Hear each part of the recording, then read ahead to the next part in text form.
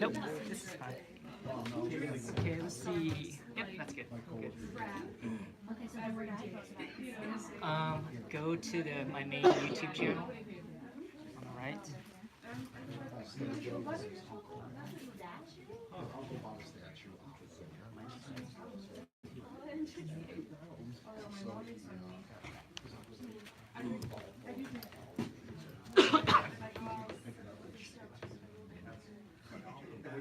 Alright guys, we will be starting, so pour on in. Don't sleep on the couch. Or Tyler, I almost called you Antonio. Where is Antonio? Did he come back? Oh, there you are. Okay. I didn't know if you got the word or not. Somehow people snuck past us. I don't know how they did it. Okay. So yeah, I guess this is just a open Q&A, I guess. I just want to, once again, thank you guys for watching this, taking the time to watch it. This super long video that took me forever to make. Much longer than the deadline anticipated, but it's done. So that's all that matters. It's done, right? But yeah, I think that's about it. So any questions y'all have, comments, feel free to dish it out, whatever. Criticism, I can take it.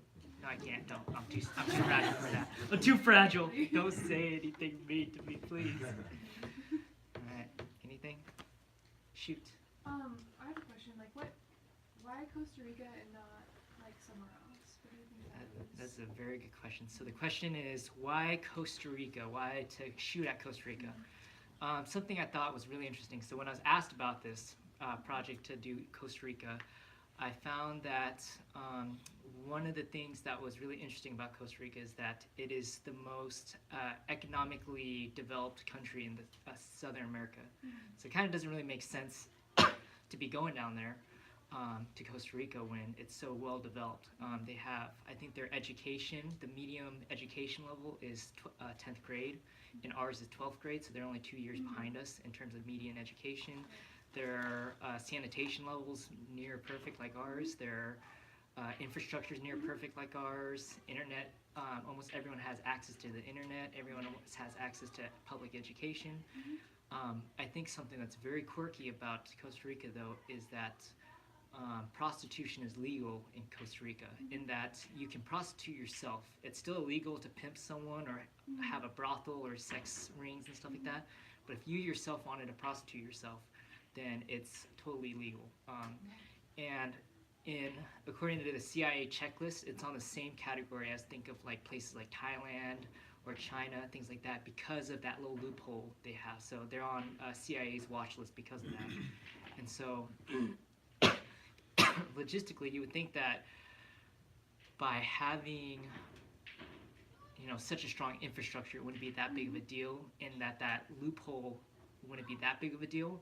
But I mean, it's so hard to define what is self-prostitution and what is exploitation and things like that, because the big issue you see here, and I think the big misconception you see in human trafficking, is it's not people tied to beds, drugged out.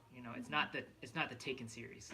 It's not that at all. It's what it is an exploitation of low-income people or exploited peoples, where theoretically they have the possibility to walk away from the situation, to say no, but obviously they're not going to do that. And so on top of that, by not having a proper understanding of human trafficking, has a tendency to have an incorrect process by both the government, law enforcement, as well as people. So it's like, if you think human trafficking, if the accompaniment of human trafficking is people tied to beds, and you find out someone's prostituting themselves, you're going to go there to them and like try to quote unquote save them, when in reality they're on the street because they have kids to feed or something like that. And so by taking the correct process of elimination, you can deal with that stuff. And so with the Costa Rica, it was mainly because of opportunity, connections. Obviously, going there, I need people to interview. I need to know the environment, things like that. And so Carlos spends a lot of time in the slums. And so obviously, if I went myself to the slums without any guide, without a doubt, I probably would get robbed or get something happening, like something stolen or something. So with the guide, it's obviously much safer. You can depend on him for his intuition and knowing the culture and the environment rather than having to lean on yourself. But other than that, I mean, for the most part, most of the world's situation with human trafficking and prostitution is relatively similar to this, with a few exceptions, but most of the time it's something along the lines of that. So even though it's Costa Rica, it's for the most part still applicable here in the U.S., around the world, etc., things like that. Good question. Thank you. Yeah. Shoot. So it's legal to self-prostitute. Yep. Is it regulated by the government so that they have to pay taxes, or they have any kind of unions to give them rights and protection? So yeah, the question was, does Costa Rica have some sort of system installed for this prostitution of like licensing and unions and things like that?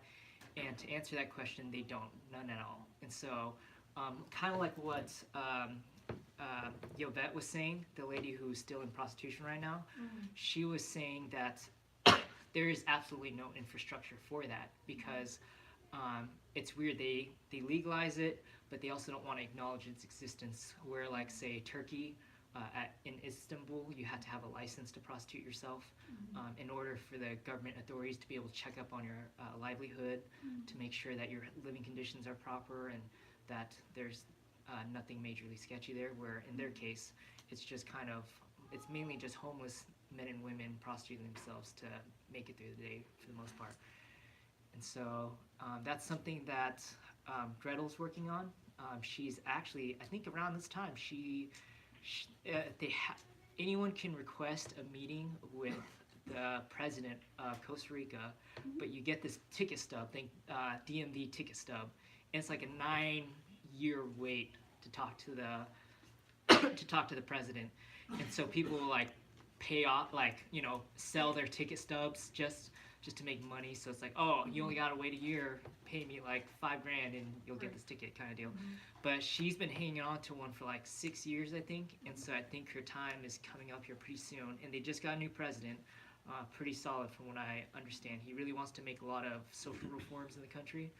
So, and she doesn't look it. She's a very underwhelming character, but she's actually a pretty big deal when it comes to that realm, because she's one of the lead advisors in Costa Rica to like a lot of major politicians and past presidents have gone to her for advice on particularly this topic of prostitution and stuff, and she's spoken in front of legislation and stuff about this stuff.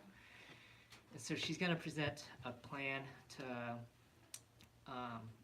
the president for possible reforms of what is it, like, what you're talking about, just better supervision and hopefully better opportunities that they can get out of it. And Carlos Gomez, he just got a connection with one of the big bankers, the biggest Costa Rican bank there, to do a passion project with them to try to help a lot of these men and women out of prostitution to start their own businesses, specifically in the red light district.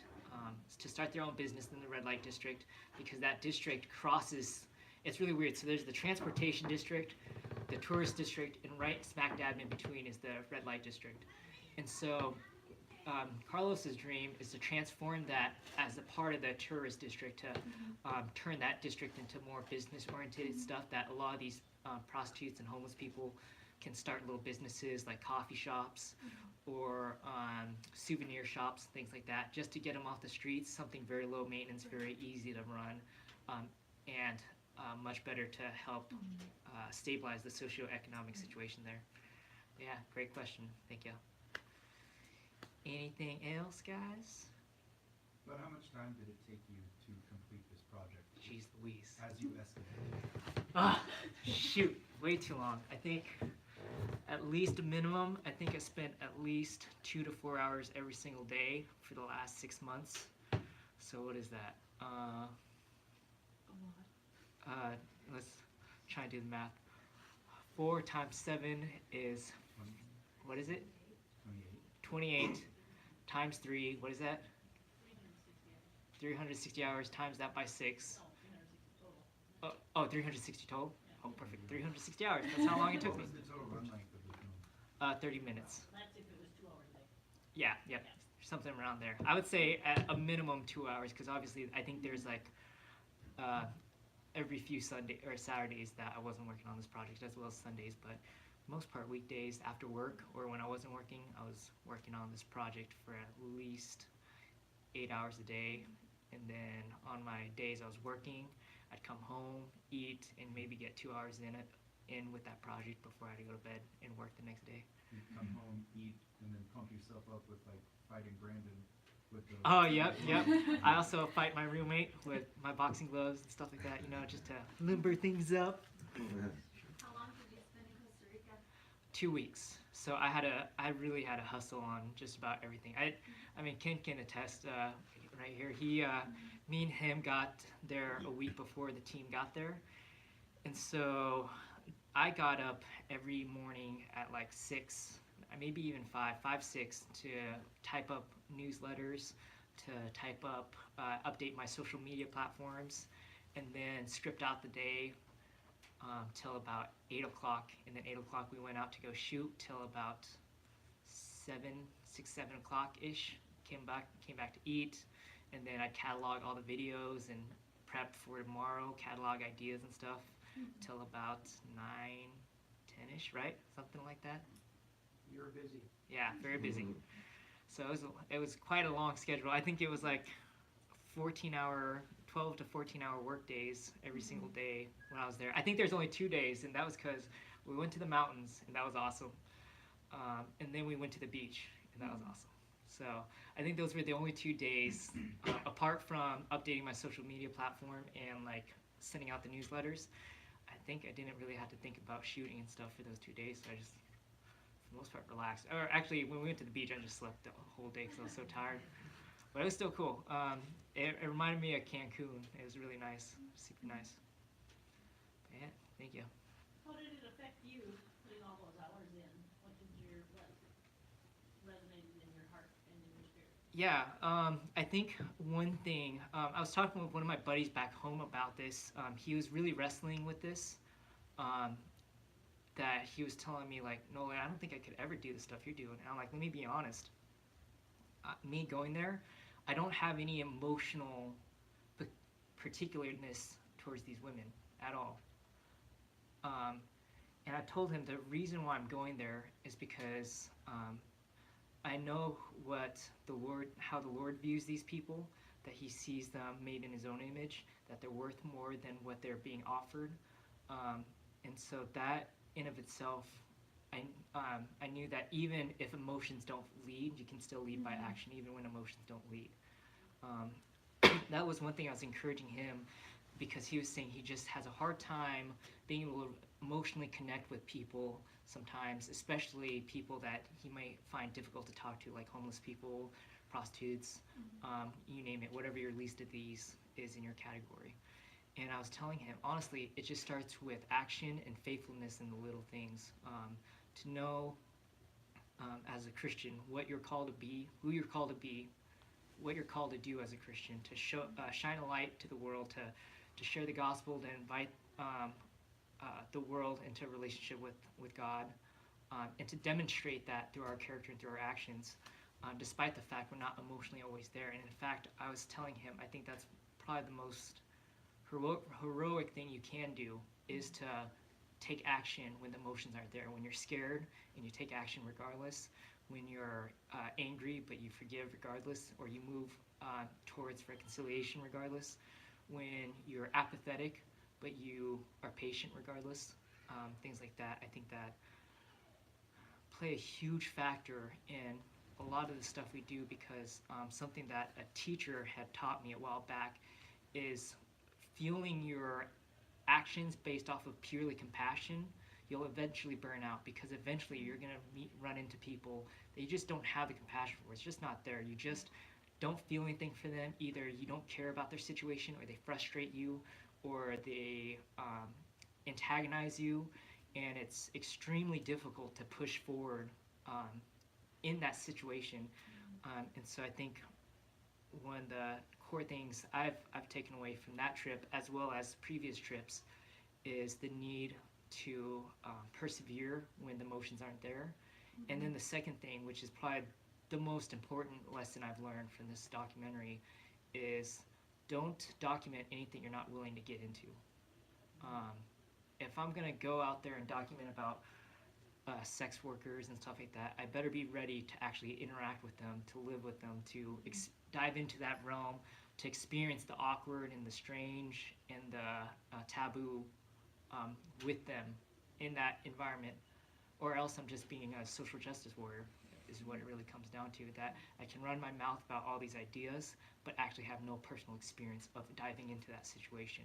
So I think regardless, even outside of documentary work, I think going a step beyond advocacy and actually interacting with the environment that you're passionate about, I think speaks much louder than words could ever do. I think it speaks much louder to your cause and your advocacy than any sort of long, exasperated essay could ever do. Reminds me of the hearer is only and not a doer. Yeah, without a doubt. Without a doubt. That was really profound when the Venus Gretel Uh-huh. was talking about there's churches on every corner, there's churches all around me. For years there have been churches everywhere. Mhm. It wasn't until an ambassador of Christ went to her and said, let me help you to have an option Mhm. with no stigma, no judgment, just love and compassion. That then God became real to her. And it didn't matter how many churches she was surrounded by. It's so the question, or I guess the response was just the observation that there's a lot of churches that was around Gretel at the time, and she didn't really have any sort of experience with God until she actually had someone tangibly demonstrate love and compassion and patience with her, which I think is a phenomenal thing, because I think we too here in America can experience that. I think America is a lot less Christian than we think it to be, despite the fact that there's churches on every street corner. Because I think there's a plethora of things that make it extremely difficult to walk as a Christian here in America. The fact that there's this fine line between wanting to stay faithful to what you believe in, but also wanting to resist stereotypes and prejudices that are placed on us. And so obviously I would say every Christian here in this room would not align themselves as Westboro Baptist, or as a Donald Trump rally or whatever, to the extreme degree that we see on the media platforms. And so there's, I think, the wrestling that both here and back there that I think Christians have to deal with is how do I not feel break under the pressure of feeling like I need to break out of these prejudices, as well as avoid the pressure of caving under those pressures and falling into those stereotypes. So how do I not conform to areas where I feel like it's a conviction for me, but at the same time, how do I also not allow myself to become stereotyped or be perceived as a group of people that I myself would not want to be categorized with? And I think it's a careful dance that I think all Christians have to deal with. And what it comes down to is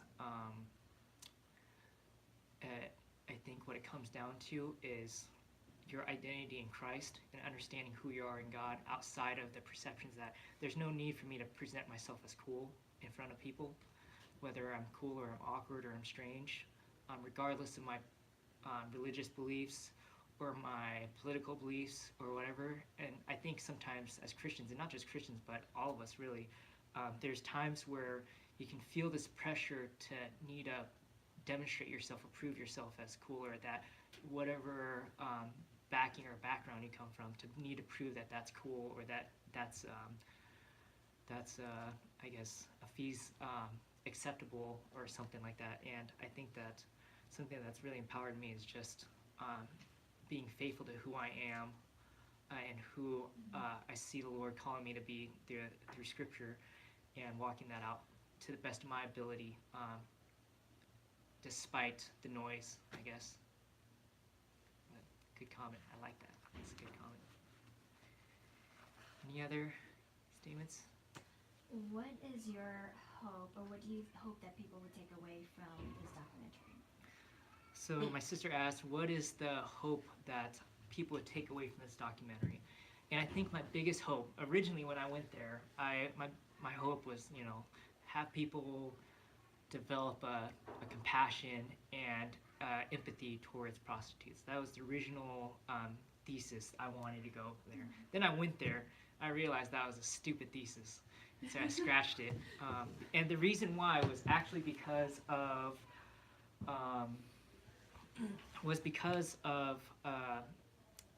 Daslene, the young girl there. One of the questions I asked her, I didn't show it on the documentary, but one of the questions I asked her was, are there any regrets you have in life? And she said, I have 0 regrets. That any past abuse I've had in my life, any mistakes I've made, the whole process, I want to change any of it, because all of that made me the person I am today, with the empathy for people as well as the compassion for people. And after she said that, I'm like, yo, that's a big statement, because I don't think I could even say that. Like, I think there's a lot of stuff in my own life that I'm like, oh man, like I totally would like a deal with. But she had the boldness to just say, no, this is who I am. This is what made me who I am, and I embrace all of it, because all of it has made me into the person I am today. And so after that, I changed the orientation of my documentary to more of like a biodoc. So to answer my sister's question, the goal of this documentary was really just to experience the people for who they are, simply as that. That there's no overarching statement, no major call to action. I think my biggest goal is just to connect. I think sometimes it can be good to try to find an answer and to find a solution and point people to, like, this is what we need to do and my 5-point plan and stuff. But I think ultimately, us as human beings, the thing we desire the most is to be experienced, to be in relationship with people is not a formula. That I'm not in relationship with you to try to figure you out. I'm in a relationship with you to experience you, to experience the whole, the whole conundrum of who you are, both the good and the bad. And maybe there'll be spots where I'll be able to come in and walk alongside you, and maybe there'll be times I'll be stuck and there'll be a spot where you can come alongside me. And I think that when it comes to prostitutes, there's 2 bents that people can tend to have, either contempt or pity. And I don't think neither of those are healthy, because it doesn't allow, neither perspective allows you to develop a relationship with these people. It's either that you see them as a statistical analyst or statistical data, or you see them as just, poor little dogs that, that need you, superhuman person to come and save the day, when in reality what they need is just community, just people to take the time to hear their stories out, not come up with all these statements and answers and conclusions. And I know us as Christians can have a bad tendency to want to jump the gun and just spill out all these answers for people. But I think sometimes what's better than an answer is just being there for people. And so if there's any remnants of a thesis I have for this, is what does it look like to be there for not just prostitutes, but people that are very different than us, I guess. I would say that in watching it and not knowing your thesis, not knowing why you did this project, I've learned a little bit about Costa Rica, and I've learned a little bit about what the ministry there is doing, but what I'm taking away is this incredible increase in empathy for why people, men or women, would choose to be in prostitution. Mm-hmm. It's not just all the girls you see walking on Las Vegas Strip. Mm-hmm. Literally, it's the oldest profession in the world. Yeah. And so your particular questions and viewpoints with your camera and the things that I experienced watching that just gave me an incredible empathy for women. They're my age. These are 50-year-old women Yeah. who have children and grandchildren and are facing a retirement with no income. Yeah. And they're aging out of their profession that they've had. But they're also realizing their inherent worth because somebody else acknowledged that and said, you're more than what you do. And so I would say that documentary was just full of empathy. Yeah. And for the you guys didn't see it, but on my YouTube page, I intentionally coined the title to be a little bit more controversial of Scarlet Letter, What Christians Can Learn from Prostitutes.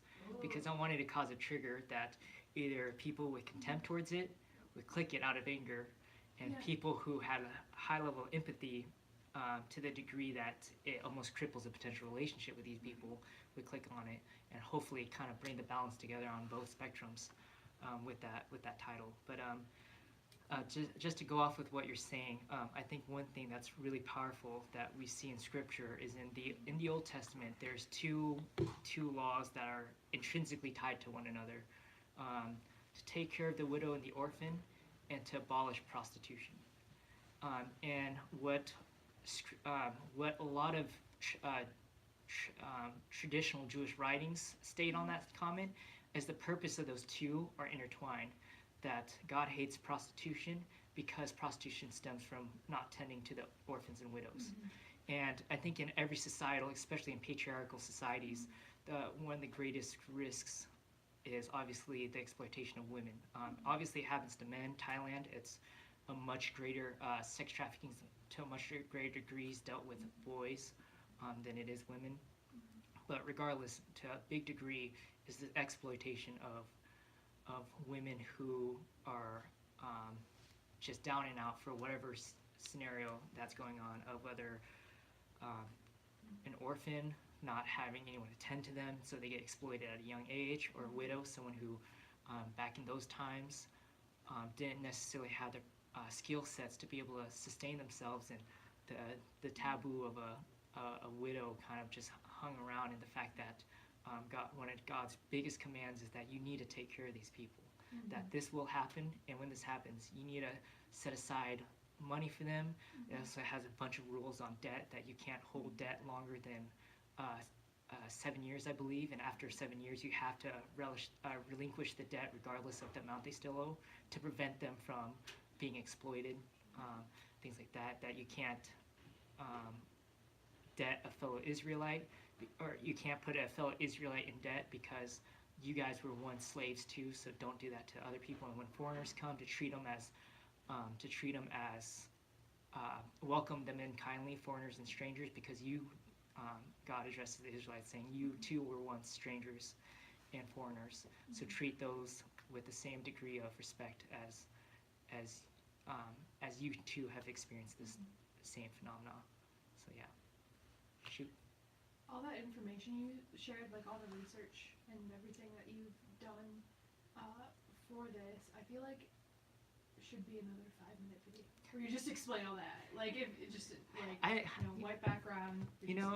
I don't think that information is necessary, and the reason why I say that is I had this friend of mine who was an escort here in the States, and she was telling me the people she hated to be around when she was an escort were people who were in her same situation, or organizations who were trying to deal with escorts.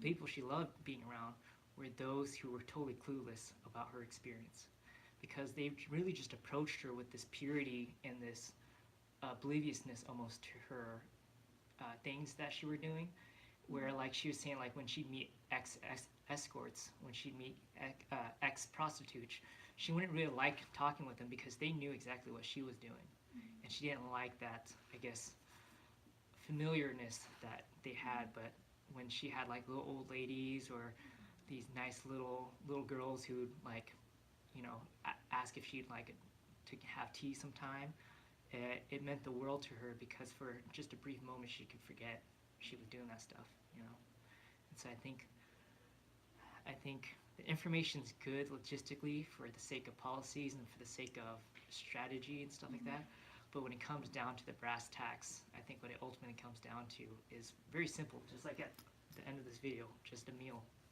you know, and meals can do wonders, I feel like. Oh, shoot.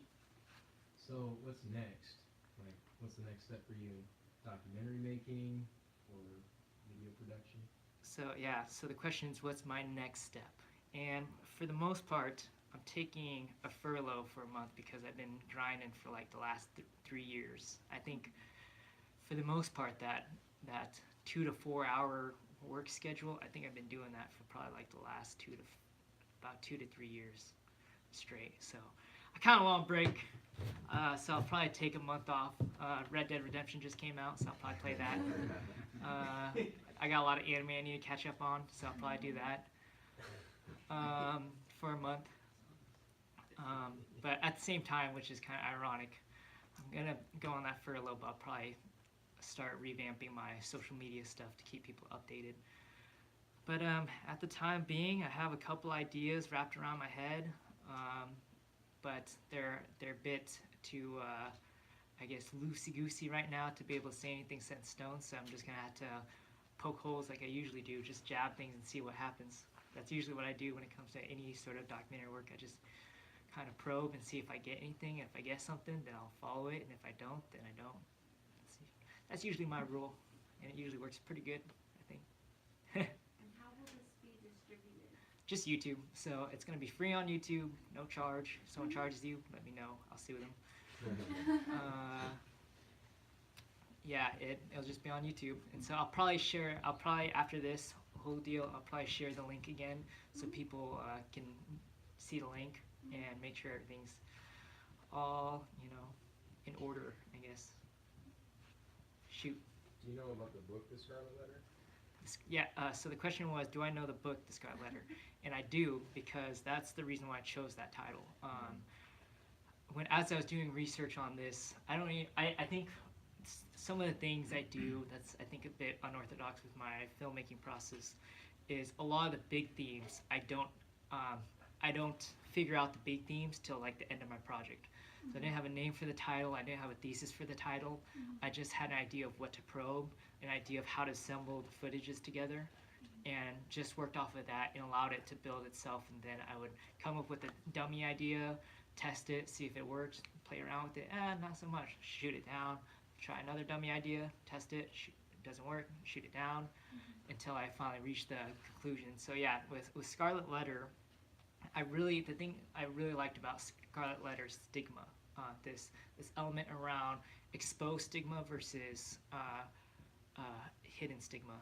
And so the case with Scarlet Letter, this girl commits adultery, she gets caught, she then has to wear this red A on her chest for the rest of her life, and she's outcasted by society for this. But through this experience, she finds that, as the opening quote says, through this experience, she finds that she actually found freedom in being open to her scandal rather than trying to hide it. Where in contrast, there's another character in the book, the person she committed adultery with, hides it his whole life, and he starts physically deteriorating, spiritually deteriorating, till the very end of the book that he just breaks down because he's been hiding the secret for so long that it eats him from the inside out. Versus her, she has to deal with the shame and the difficulty of exposing on the outside, but she also is free inside, just like what Gretel talks about of this freedom within yourself and in peace with yourself through I guess confession, you could call it.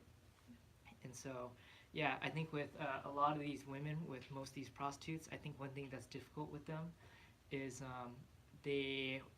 whenever they're invited to Carlos's church, 9 times out of 10, almost everyone in the church knows they're prostitutes, because they're an outsider that comes in, dressed pretty scandalous, they don't have a husband, they're coming in by themselves, don't really know how to interact with men or women. It's kind of just like, in a sense, an unintentional scarlet A's just imprinted on top of them. And so I really liked observing that and wanting to dig into that, I guess peer into that, So I think that was my main goal with that. I guess at least my mindset going in there was just curiosity, in allowing my curiosity and observation to just follow whatever the paper trail led. Anything else, y'all? Alright, if that's it, then I guess that concludes the Q&A. Ain't got nothing else for y'all. Thanks for coming up again. Means a lot. And I guess we'll just have to see what's next. I'll keep you guys updated, or try to.